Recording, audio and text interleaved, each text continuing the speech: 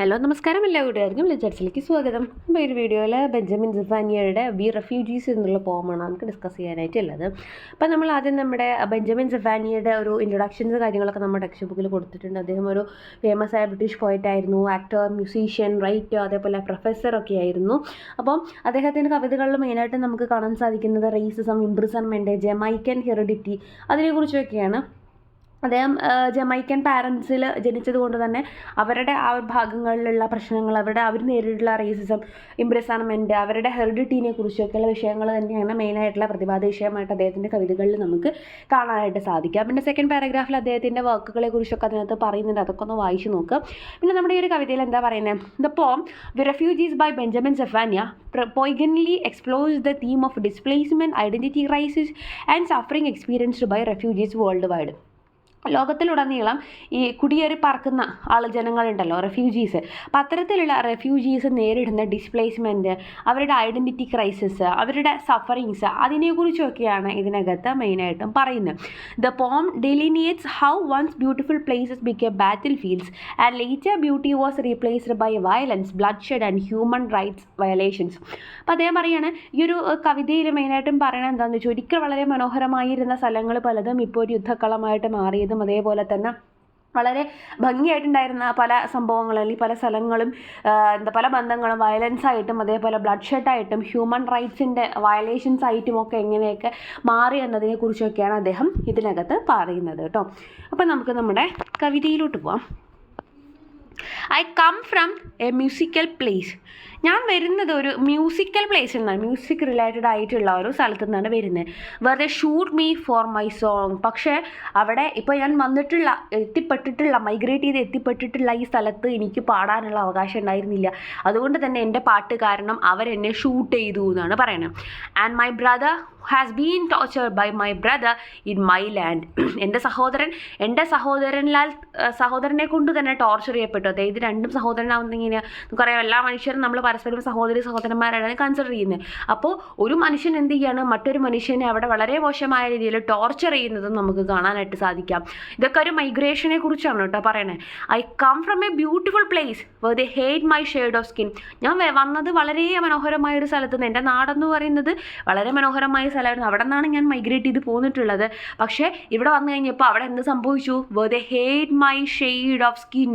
അവിടെയുള്ള ആളുകൾ തന്നെ അല്ലെങ്കിൽ മറ്റുള്ള ആളുകൾ തന്നെ എന്ത് ചെയ്യാൻ തുടങ്ങുകയാണ്, എൻ്റെ സ്കിന്നിൻ്റെ ഷെയ്ഡിനെ ഹെയ്റ്റ് ചെയ്യണം. എൻ്റെ നിറം വ്യത്യസ്തമാണ് അല്ലെങ്കിൽ എൻ്റെ നിറം വേറെയാണെന്ന് പറഞ്ഞതുകൊണ്ട് എൻ്റെ ഒരു തൊലിയുടെ നിറത്തിനെ ബേസ് ചെയ്തുകൊണ്ട് അവരെന്നെ വെറുക്കുകയാണ്. They don't like the way I pray and they ban free poetry. അവർക്ക് ഞാൻ പ്രാർത്ഥിക്കുന്ന രീതി ഇഷ്ടമല്ല. അതായത് ആദ്യം എന്ത് പറഞ്ഞു, റേസിസം പറഞ്ഞു, ഇപ്പോൾ എന്ത് പറഞ്ഞു, റിലീജിയൻ റിലേറ്റഡ് ആയിട്ടുള്ള കാര്യങ്ങളാണ് പറയുന്നത്. അതായത് ഞാൻ പ്രാർത്ഥിക്കുന്ന രീതി അവർക്ക് ഇഷ്ടമല്ല. അതുകൊണ്ട് തന്നെ അവരെന്ത് ചെയ്യാണ്, ബാൻ ഫ്രീ പോയട്രീനെ, അതായത് ആ ഒരു കല മറ്റുള്ളവരിലേക്ക് എത്തിക്കാൻ വേണ്ടിയിട്ടുള്ള നമ്മളെ എക്സ്പ്രഷന് വേണ്ടിയിട്ടുള്ള മാർഗ്ഗങ്ങളൊക്കെയും നിഷേധിക്കപ്പെടുകയാണ്. I come from a beautiful place where girls cannot go to school. ഞാൻ വരുന്നത് ഒരു വളരെ മനോഹരമായ സ്ഥലത്തു നിന്ന് തന്നെയാണ്. പക്ഷേ അവിടെ എന്ത് ചെയ്യാൻ സാധിക്കുന്നില്ല, പെൺകുട്ടികൾക്ക് സ്കൂളിൽ പോകാൻ സാധിക്കുന്നില്ല. അതായത് സ്ത്രീ പുരുഷ വിവേചനം നിലനിൽക്കുന്ന, പെൺകുട്ടികൾക്ക് സ്കൂളിൽ പോകാൻ അവകാശമില്ലാത്ത സമൂഹത്തിൽ നിന്നാണ് അദ്ദേഹം വരുന്നത്. There you are told what to believe and even young boys must grow beards. അവിടെ എന്ത് പറയുന്നത്, നിങ്ങളെന്ത് വിശ്വസിക്കണമെന്ന് അവർ നമുക്ക് പറഞ്ഞു തരും. ഞാനെന്ത് വിശ്വസിക്കണമെന്ന് തീരുമാനിക്കേണ്ടത് ഞാനല്ലേ. എന്നാൽ അവിടെ അങ്ങനെയല്ല, മറ്റുള്ളവർ നമുക്ക് പറഞ്ഞു തരും നമ്മൾ എന്താണ് വിശ്വസിക്കേണ്ടതെന്നുള്ളത്. മാത്രമല്ല ചെറിയ കുട്ടികളാണെങ്കിൽ പോലും താടി വളർത്തണം എന്നുള്ള പലതരത്തിലുള്ള രീതികൾ അല്ലെങ്കിൽ പലതരത്തിലുള്ള രീതികൾ അവിടെ നിലവിലുണ്ട് എന്നാണ് പറയണത്. നിയമങ്ങളായിട്ട് തന്നെ അവിടെ നിലവിലുണ്ട്. അത് നമ്മൾ ഫോളോ ചെയ്തോളാം. നമുക്ക് ഇഷ്ടമാണെങ്കിലും ഇഷ്ടമല്ലെങ്കിലും നമ്മൾ ഫോളോ ചെയ്തോളണം. I come from a great old forest. I think it is now a field. ഞാൻ വരുന്നത് ഒരു വളരെ പ്രാചീനമായിട്ടുള്ള പഴക്കം ചെന്നിട്ടുള്ള ഒരു വനപ്രദേശത്ത് നിന്നാണ്, കാട്ടിൽ നിന്നാണ്. പക്ഷേ എനിക്ക് തോന്നുന്നു ഇപ്പോൾ അവിടെ ഫുള്ള് പാടമാണ്, ഫീൽഡാണ്. അതുകൊണ്ട് എന്താ ഉദ്ദേശിക്കുന്നത്, മനുഷ്യർ കടന്നു കയറി കാടൊക്കെ നാടാക്കി മാറ്റി എന്നാണ് ഉദ്ദേശിക്കുന്നത്. അപ്പോൾ ആ ഒരു ഫോറസ്റ്റ് എന്ന് പറയുന്നത് ഇപ്പോൾ ഫീൽഡായി മാറിക്കഴിഞ്ഞു.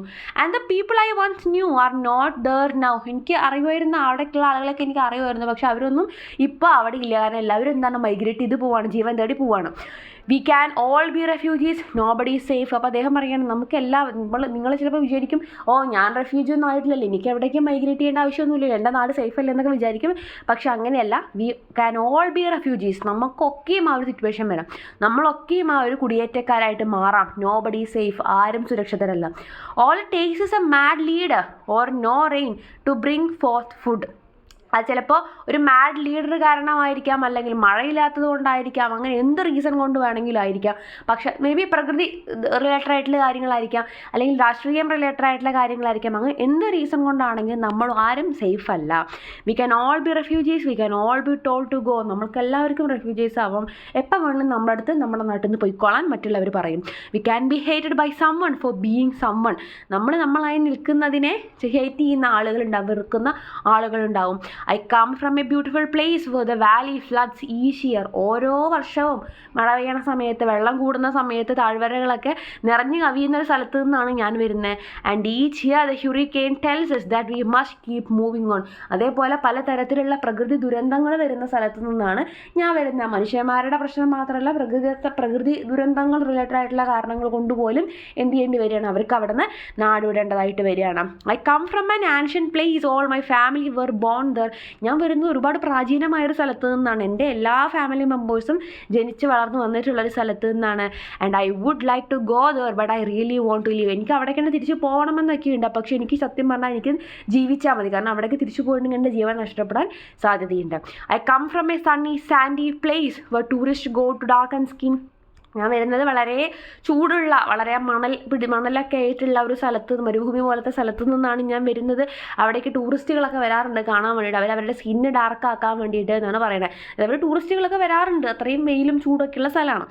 And dealers like to sell guns there. I just can't tell you what's the price. അതേപോലെ അവിടെ ഡീലേഴ്സ് എന്ത് ചെയ്യുന്നുണ്ട്, അവിടെ ഗണ്ണൊക്കെയാണ് വിൽക്കുന്നത്, തോക്ക്, അതേപോലെ ആയുധശേഖരങ്ങളൊക്കെ വിൽക്കുന്നുണ്ട്. പക്ഷേ എനിക്കതിൻ്റെ വില ഒന്നും നിങ്ങളുടെ അടുത്ത് പറയാൻ പറ്റില്ല. I am told I have no country now, I am told I am a live. എനിക്കിപ്പോൾ അറിയാം എന്താണ്, അതായത് അല്ലെങ്കിൽ എന്നോട് പറഞ്ഞിട്ടുണ്ട് എനിക്കിപ്പോൾ സ്വന്തമായിട്ടൊരു രാജ്യം ഇല്ല. അതേപോലെ തന്നെ ഞാനെന്ന് പറഞ്ഞു തന്നെ ഇപ്പോൾ ഒരു നുണയായി മാറിയിരിക്കുകയാണ്. I am told that modern history books may forget my name.